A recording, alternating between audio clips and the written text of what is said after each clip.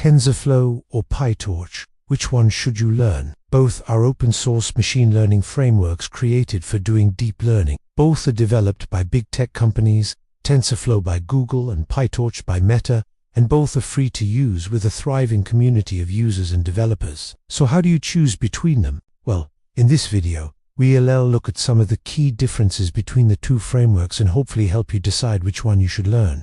Welcome to Tech AI Brain, your ultimate guide through the digital revolution. Created by IT Samurai Teacher, we take complex tech and make it crystal clear. Our mission: to empower you with the knowledge to build, innovate, and stay ahead in machine learning and emerging technologies. Let's start with a quick history lesson. TensorFlow was first released by Google in 2015 and is the industry standard in many domains, especially in areas where production is a key focus, such as in Google's own products or in industry. PyTorch, on the other hand, was first released by Facebook in 2016 and has grown rapidly in popularity, especially in the research community due to its dynamic computation graph, which makes it more similar to traditional Python and makes debugging easier. Today, the choice between the two is largely a matter of personal preference. However, there are some important differences between the two that may make one a better choice over the other depending on your needs. TensorFlow tends to be more widely used in industry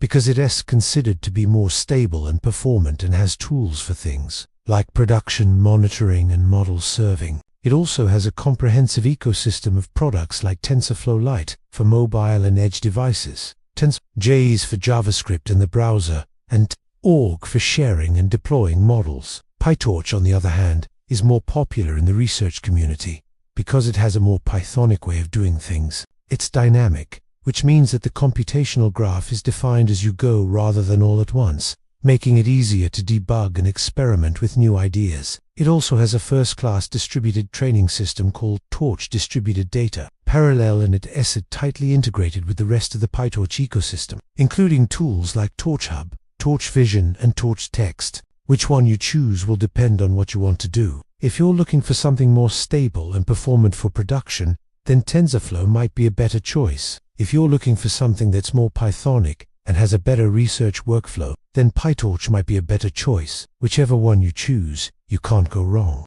They're both excellent frameworks that can be used to build amazing things. So good luck with your decision and happy machine learning.